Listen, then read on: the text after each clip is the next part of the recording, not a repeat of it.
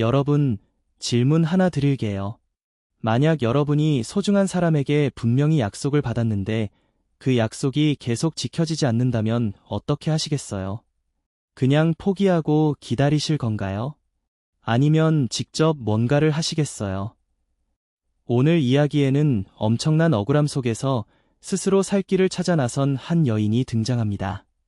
그리고 그 과정에서 벌어지는 일이 정말 충격적이에요. 처음 이 이야기를 읽으면 이게 정말 성경 이야기야 하고 눈을 의심하게 됩니다.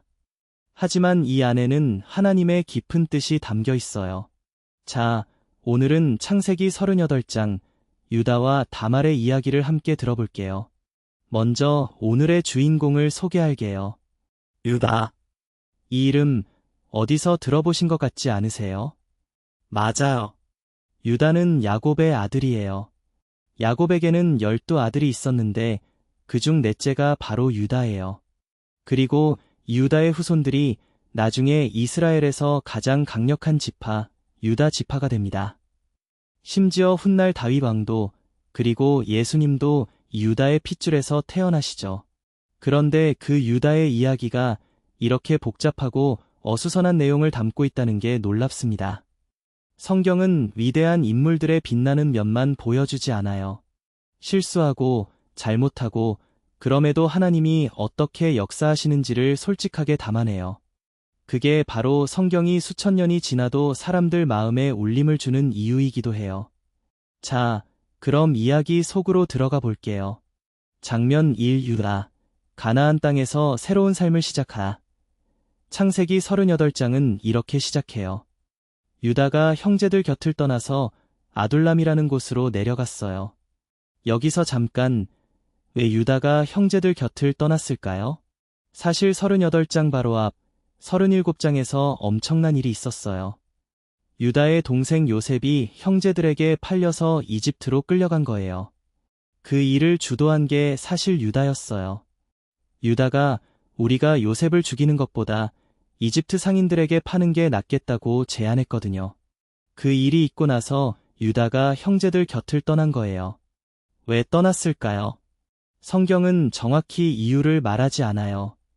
하지만 상상해보면 요셉을 판 죄책감이었을 수도 있고 아버지 야곱의 슬픔을 더 이상 보기 힘들었을 수도 있어요.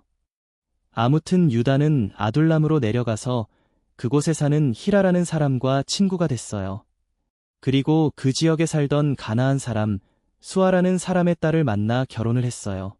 그 후로 유다와 아내 사이에 아들 셋이 태어났어요. 맏아들 에르, 둘째 오난, 그리고 막내 셀라. 이 세 아들이 앞으로 이야기의 중요한 열쇠가 됩니다. 장면 2 다말의 비극이 시작되다 유다의 맏아들 에르가 장성하자 유다는 에르에게 아내를 얻어줬어요. 그 여인의 이름이 바로 다말이에요. 오늘 이야기의 또 다른 주인공이죠. 다말. 이름만 들어도 뭔가 강인한 느낌이 나지 않나요? 실제로 이 여인은 정말 강인한 사람이에요. 하지만 그녀의 삶은 처음부터 고난의 연속이었어요. 다말이 에르와 결혼했는데 에르가 하나님 보시기에 악한 사람이었어요. 성경은 에르가 구체적으로 어떤 나쁜 짓을 했는지는 말하지 않아요.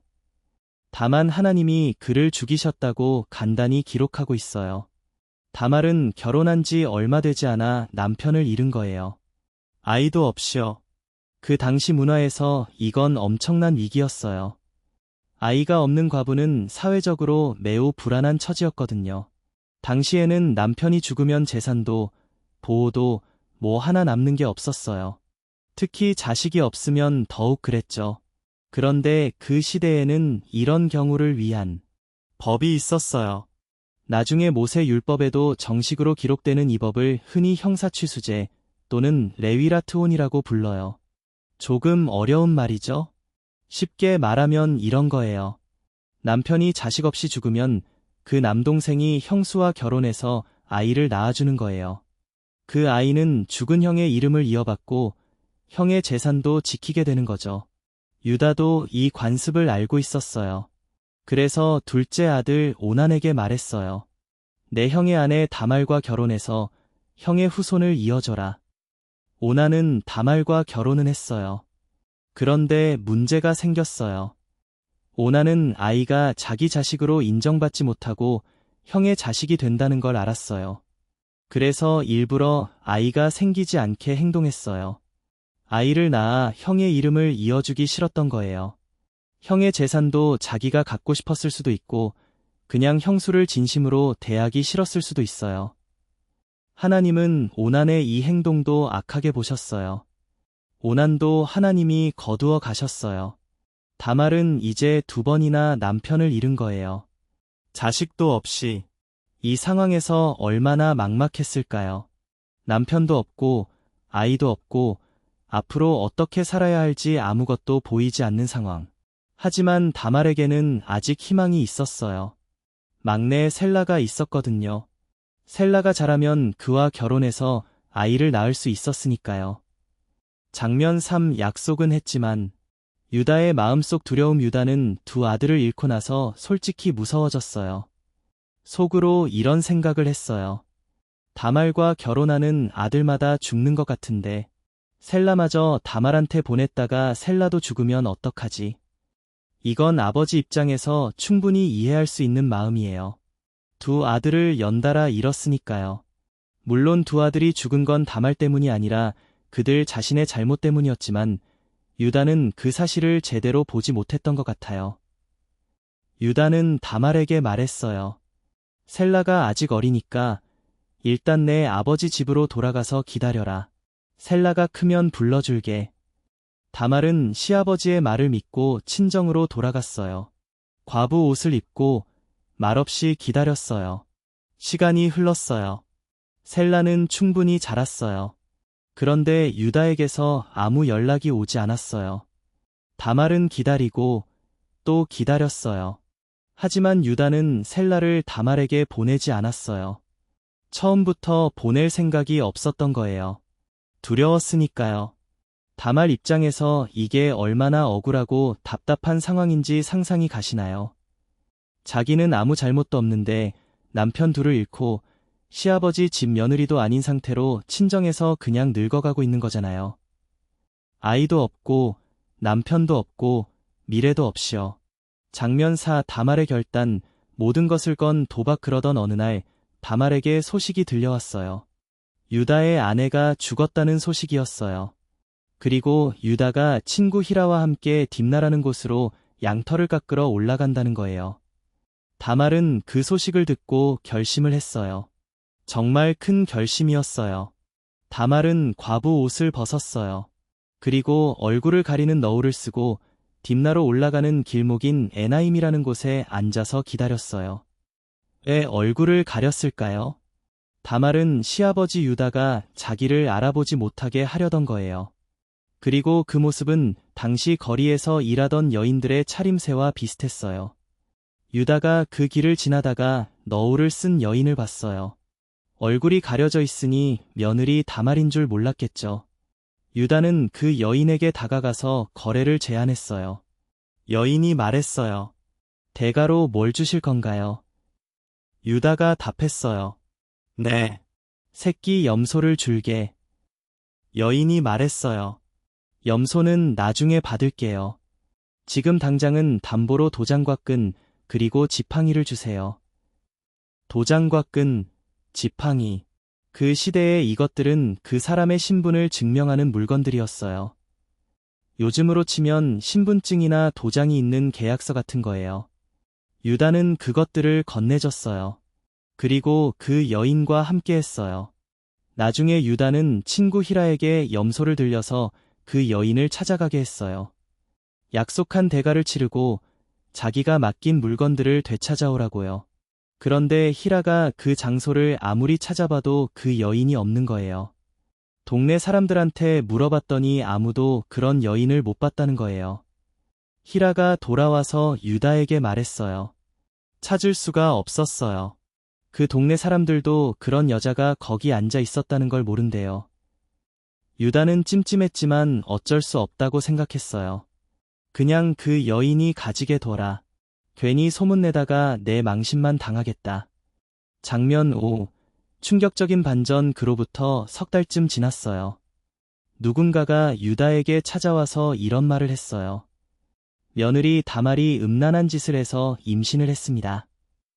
유다는 그 말을 듣고 불같이 화를 냈어요. 당장 다말을 끌어내서 불태워 죽여라. 그 당시에 결혼을 약속한 여인이 다른 남자와 관계를 맺으면 그건 대단히 심각한 죄였어요. 심지어 셀라의 약혼녀 신분인 다말이 임신을 했다는 건 유다 집안 전체의 명예에 관한 문제였죠. 유다는 분노했어요. 다말이 끌려 나오게 됐어요. 죽임을 당할 상황이었죠. 그런데 바로 그 순간 다말이 말했어요. 저는 이 물건들의 주인으로 인해 임신했습니다.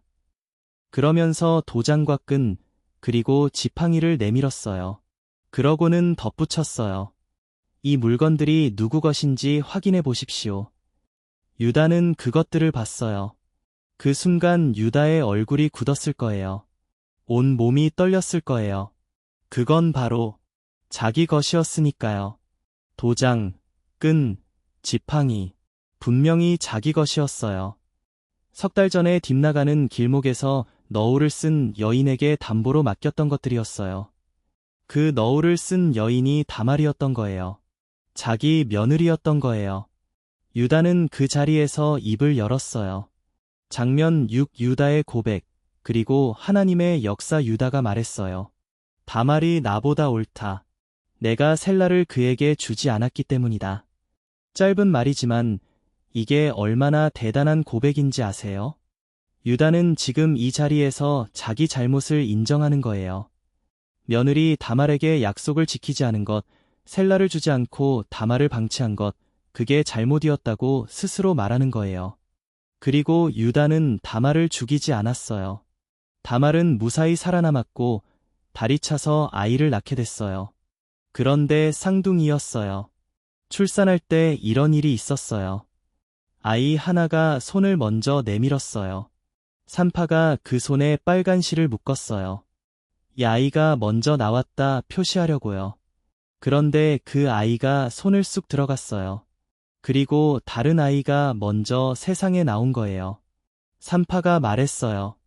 어머, 내가 어떻게 먼저 뚫고 나왔니? 그래서 이 아이 이름이 베레스가 됐어요. 베레스는 뚫다, 터뜨리다는 뜻이에요. 그리고 빨간 실이 묶인 손의 아이가 나중에 나왔는데 이 아이 이름은 세라가 됐어요. 자, 그런데 여기서 정말 놀라운 사실 하나를 말씀드릴게요. 이 베레스, 나중에 이 베레스의 후손 중에 누가 나오는 줄 아세요? 바로 다윗 왕이에요. 그리고 예수님이에요. 마태복음 1장, 예수님의 족보를 보면 이렇게 나와요.